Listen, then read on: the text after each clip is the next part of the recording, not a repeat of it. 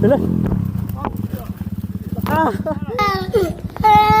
Yung ko anang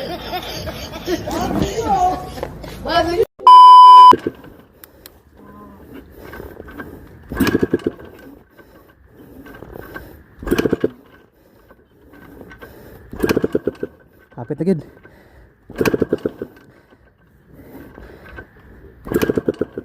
One eternity later.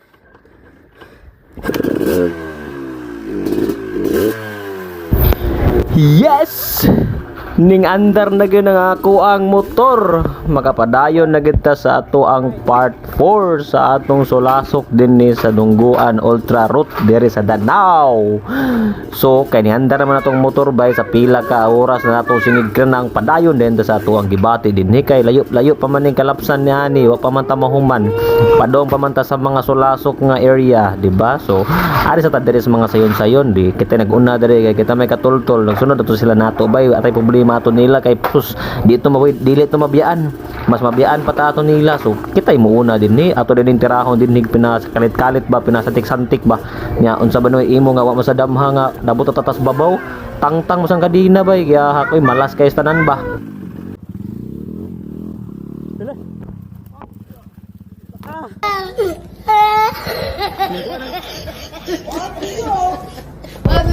Perting katawa ni Boss Jervin din ni ba paita imbes ako may katulter diri ako manoy nahimo katawanan hinuon sus sintaon wawa na to anay banga magkatasanan basta natin kauban bay pero ako rang usa bayuhan ako wa mo jud makakita tanawa kadina. Murag ganang napuno sa city ba nga perting itumay didto din sa katungkuan bay sa ubos ba katong mga iti nga dapit nga pinundok ba so balik lang ko sa ubos oy kay di man madabay si Boss Jervin na tong gipauna ya sunod dadayon ta kay kuan man ta kanang maayo man kay tanan.